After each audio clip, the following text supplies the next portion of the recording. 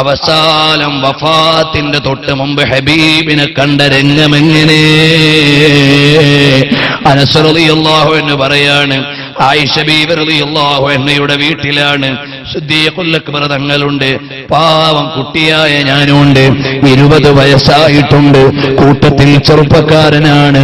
ഞാൻ അടുത്ത് ചെന്നിങ്ങനെ നോക്കുമ്പോ നല്ല മനോഹരമായ ഒരു കടലാസിന്റെ വെണ്മയോടെ നബി സല്ലല്ലാഹു അലൈഹി വസല്ലം തങ്ങളുടെ മുഖം ഇങ്ങനെ പ്രകാശിച്ചു കിടക്കുന്നുണ്ട്.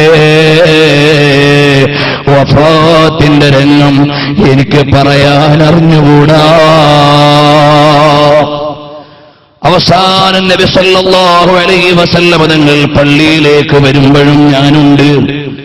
അവിടുത്തെ വഫാത്തിന്റെ സമയത്ത് ഞാൻ എവിടെയുണ്ട്? ഹബീബ് സല്ലല്ലാഹു അലൈഹി വസല്ലം തങ്ങൾ വഫാത്തായി.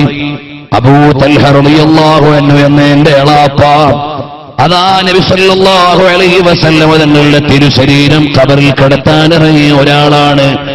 ഞാനും ഒരു സഹായിയാണ്. ആ സഹായിയായി അബൂ തൽഹ റളിയല്ലാഹു അൻഹുവിന്റെ കൂടെ നിന്നു. അവസാനം മഹാനായ അനസ് റളിയല്ലാഹു അൻഹു പറയാണ്, ഫലമ്മാ ദഫന്നാ റസൂലുള്ളാഹി സ്വല്ലല്ലാഹു അലൈഹി വസല്ലമ വറജഅനാ, ഞങ്ങൾ അങ്ങനെ നബി സല്ലല്ലാഹു അലൈഹി വസല്ലം തങ്ങളുടെ തിരുശരീരം ഖബർ ശരീഫിൽ കിടത്തിയിട്ട് മടങ്ങി പോകുന്ന നേരത്ത് അതാ ഫാത്തിമ മോള് വിളിക്കുന്നു.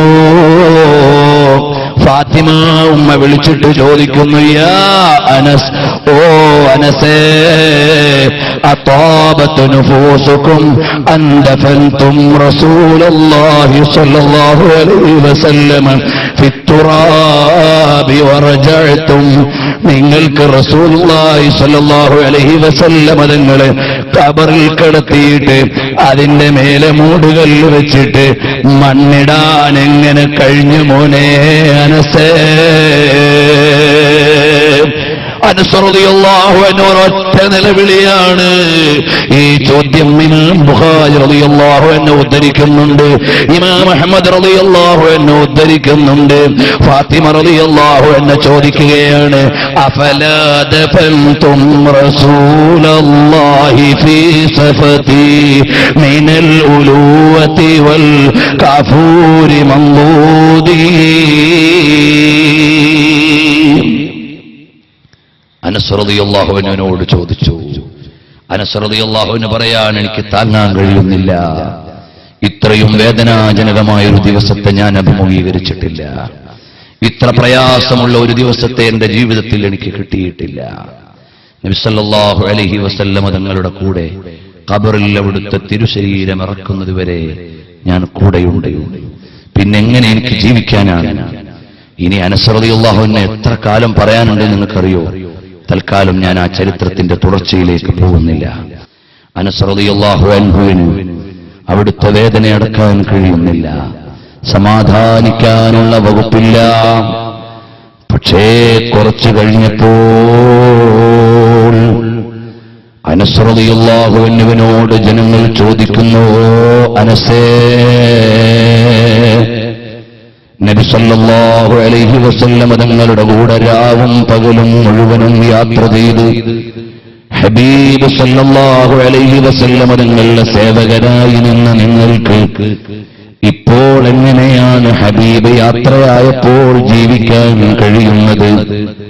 അപ്പോഴാണ് അനസ് റളിയല്ലാഹു അൻഹുവിനുള്ള മറുപടികൾ പലതാണ്.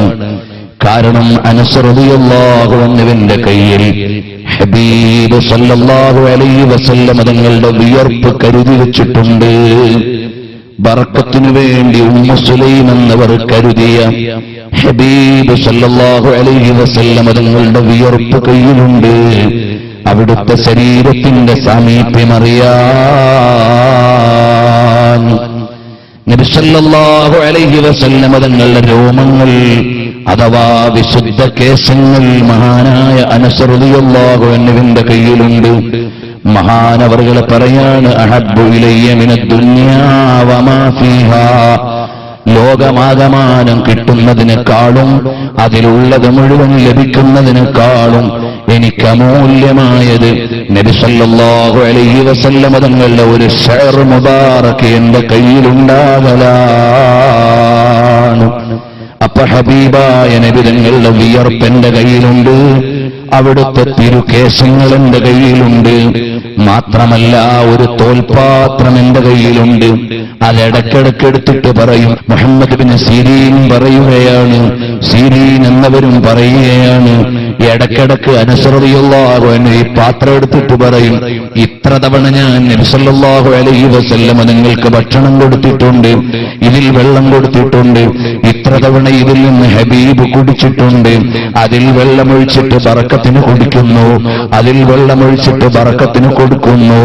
അനസ് റളിയല്ലാഹു അൻഹുവിന്റെ രീതിയാണ്. ഉമ്മയായ ഉമ്മു സുലൈം അതിന്റെ നേതാവാണ്.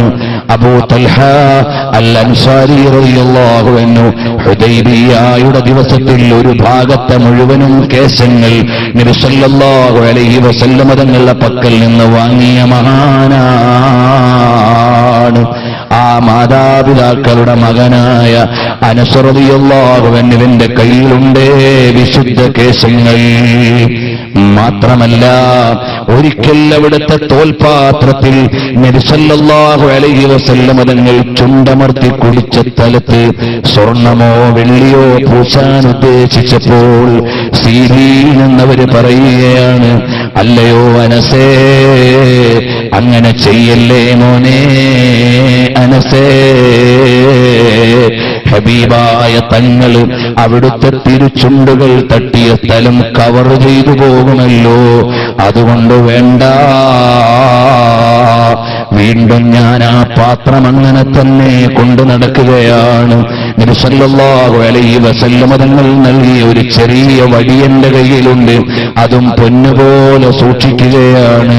നബി സല്ലല്ലാഹു അലൈഹി വസല്ലം തങ്ങളുടെ ചെരുപ്പ് കയ്യിലുണ്ട്, അതും താങ്ങി നടക്കുകയാണ്.